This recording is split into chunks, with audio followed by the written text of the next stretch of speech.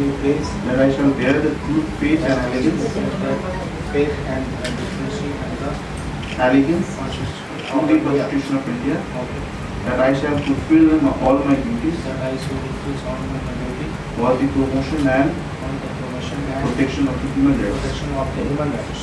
That I shall respect and uphold the human rights That I shall respect the human rights of all without any discrimination whatsoever. discrimination whatever And that I shall not directly or indirectly that I should not directly or indirectly through my through my thoughts, words, thoughts, deeds word, of deeds violate the human right of violate others. the human right of others.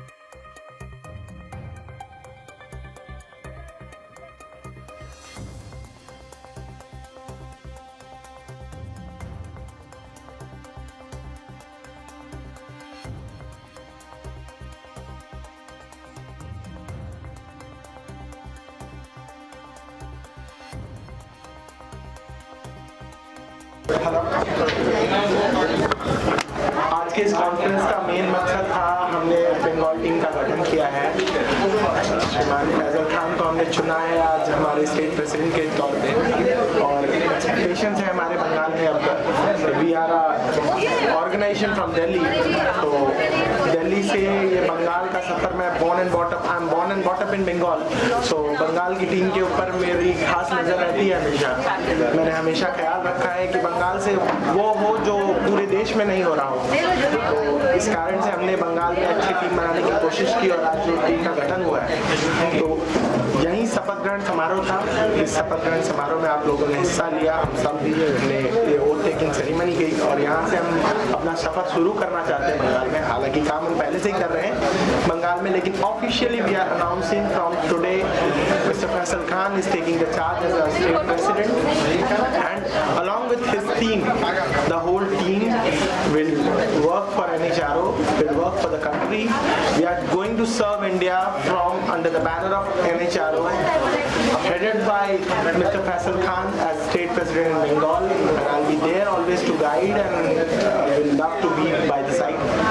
National human rights का खास मोटो क्या है? देखिए, अगर आप मोटो की बात करें तो नेशनल ह्यूमन राइट्स, जब नाम में ही ह्यूमन राइट्स है तो हमारा मानवाधिकार पहला मुद्दा है। लेकिन हाँ, जैसा मैंने कहा, मानवाधिकार होने के बाद भी मेरी कोशिश ये रहेगी, बाकी बहुत से संगठन हैं जो इस पे काम करते हैं कि मानवाधिकार के केसेस आए, हम उसको सॉल्व करें, हम इंडिया को एक बेटर इंडिया बना सके। इसके लिए हमारी कोशिश ये है कि हम मानवाधिकार के केसेस आए, उसमें नहीं, मानवाधिकार के केसेस आने बंद हो जाए, इस पे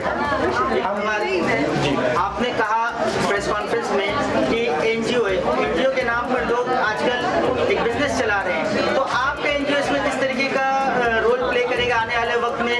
इस इमेज को क्या चेंज कर पाएगा?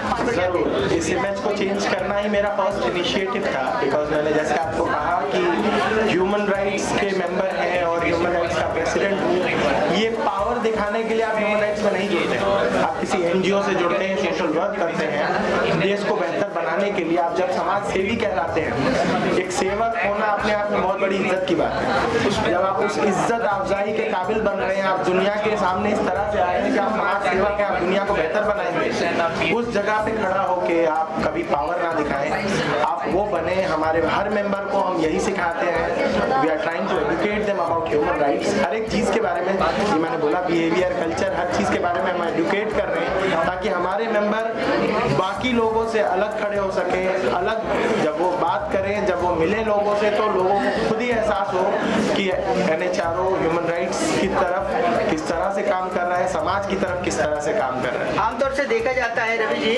ह्यूमन राइट्स आजकल जो देखने को मिलता है, ह्यूमन राइट्स के ऑर्गेनाइजेशंस के ज़्यादातर जो कारकुन है वो पुलिस के साथ बहुत ही मतलब याराना एक तरह से एक बिहेवियर रहता है। अब अगर पुलिस और ह्यूमन राइट्स एक साथ अगर एक प्लेटफॉर्म पर हर जगह दिखते हैं तो आवाम कैसे, अगर उनके साथ पुलिस द्वारा कुछ गलत हो रहा है तो कैसे वो आवाज उठाएगी? इसका किस तरीके से आप लोग बैलेंस मेंटेन करेंगे? एकदम सही कहा आपने। इसलिए आपने देखा इस बैनर के तले यहाँ अभी तो फिलहाल पुलिस मौजूद नहीं है।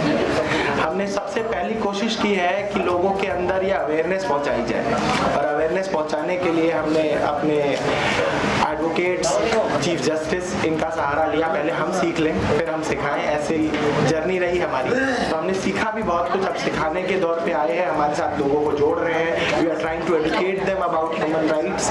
लोगों को समझाने की कोशिश कर रहे हैं कि आप काम ही ऐसा करें कि सवाल आपके ऊपर ना आए। रही बात पुलिस की, तो पुलिस ज़रूरत है हमारी, इस सोसाइटी की ज़रूरत है। ह्यूमन राइट्स के बैनर के तले मैं खुद बोलूँ या लोगों की ज़रूरत है। हाँ, यहाँ एक अलग काम मैं करूँगा, मैं हमारी संस्था एक अलग काम करेगी, वो ये है कि we will always try to recall the administration their duties to.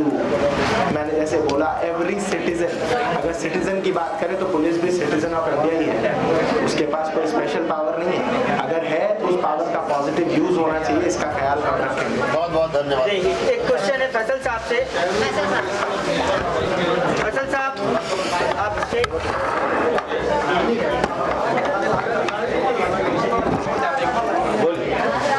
Faisal साहब, अब वेस्ट बंगाल स्टेट के चूंकि आप नेशनल एचआरओ के सेक्रेटरी हो गए हैं सर, तो अभी आपका कौन से मुद्दे पर आने वाले वक्त पे काम रहेगा? स्पेशली कुछ इश्यूज आपने पॉइंट आउट किया है? देखिए, नेशनल टीम हम लोग के दरमियान मौजूद है। जैसे कि आपने सुना, रवि जायसवाल साहब ने बता रहे थे आप लोगों को, हम लोगों का मकसद जो बंगाल में जो काम करने का मकसद है, आप जैसे जानते हैं कि चाइल्ड लेबरिंग जो हम लोगों का जो बहुत बड़ा मुद्दा है, जो उस पर नेशनल ह्यूमन राइट्स काम करेगा। जैसे वुमेन्स के ऊपर जो जातिया होती है, जो वुमेन्स को दबाया जाता है, उस वुमेन्स के साथ में नेशनल ह्यूमन राइट्स ऑर्गेनाइजेशन आपको काम करते हुए दिखाई देगा। आप जैसे जानते हैं कि हॉस्पिटलाइज का जिस तरह से अत्याचार हो रहा है, हॉस्पिटल जिस तरह से अनाप शनाप बिल बनाया जा रहा है, कहीं ना कहीं उसको भी हम लोग ध्यान में रखेंगे। और उसके बावजूद भी आप जैसे देख रहे हैं कि प्रॉब्लम जो एजुकेशन को लेकर के बहुत बड़ा प्रॉब्लम होता है, जो स्कूल, जो खासकर स्कूल को नोटिस कीजिएगा कि जो जिस तरह से फीस और एडमिशन चार्ज जिस तरह से लगाया जा रहा है, तो लोग पढ़ने को परेशान है, पढ़ने वाले बच्चे भी नहीं पढ़ पा रहे हैं। तो कहीं ना कहीं इसको भी हम लोग मद्देनजर में रखेंगे। और खासकर मैं यहाँ से एक क्लीन मैसेज देना चाहता हूँ, खासकर से यहाँ पुलिस प्रशासन को मैं क्लीन मैसेज देना चाहता हूँ कि आपकी जो घूसखोरी, आपका जो वो केस नहीं लिखना, आपका जो थाना से वापस करना, उसको खासकर मद्देनजर में रखेंगे हम लोग, और उस पर बखूबी काम करेंगे हम लोग।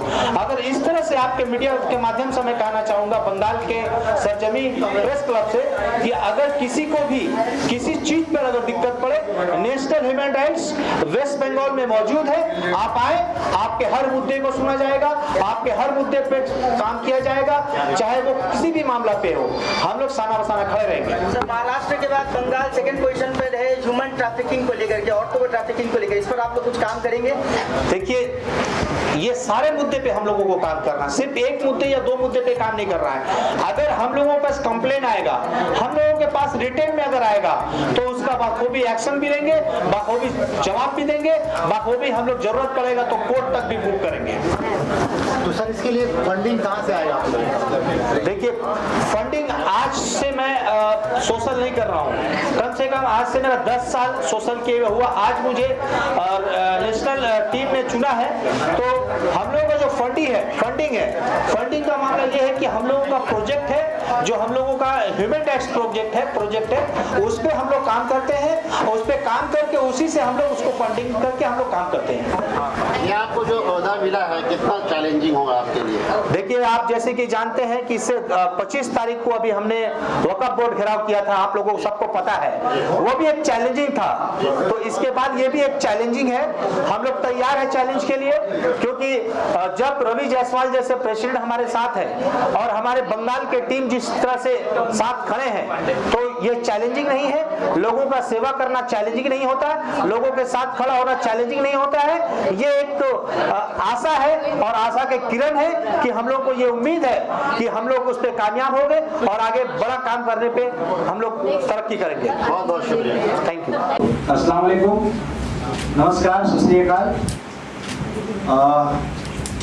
बहुत बड़ा दिन है ह्यूमन राइट्स के लिए और हम लोग के लिए, और मैं बहुत खुशनसीब हूँ कि हमारे एडवोकेट अमाद जकी साहब जो अपना चेयर छोड़ देते हैं, तो मैं उनके लिए सबसे पहले जोरदार तारीफ चाहूँगा कि ऐसी शख्सियत जो मौका देते हैं हम लोगों को, तो वही दिल भर आता है और आंखों में आंसू आ जाता है कि ऐसा मौका देने वाले लोग हमेशा आगे आए ताकि हम लोगों को, यंग जनरेशन को खासकर आगे बढ़ने का मौका मिले।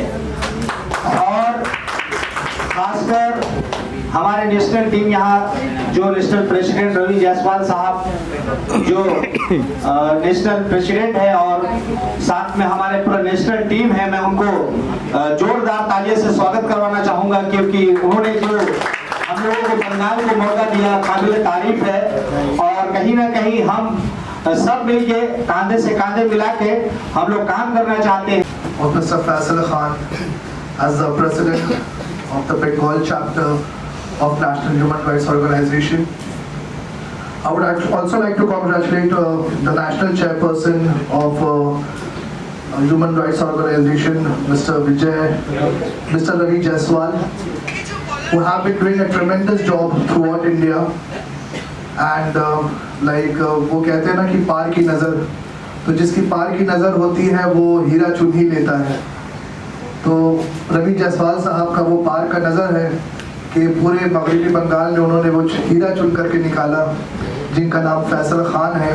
विनायक जय है भारत भाग्य विधाता, पंजाब सिंध गुजरात मराठा द्राविड़ उच्चल बंगा, हिंद हिमाचल यमुना गंगा उच्चल चलत तरंगा। तब शुभ आशीष मांगे, तब शुभ आशीष मांगे, गाए तब जय गाता, जन गण मंगल नायक जय हे भारत भाग्य विधाता।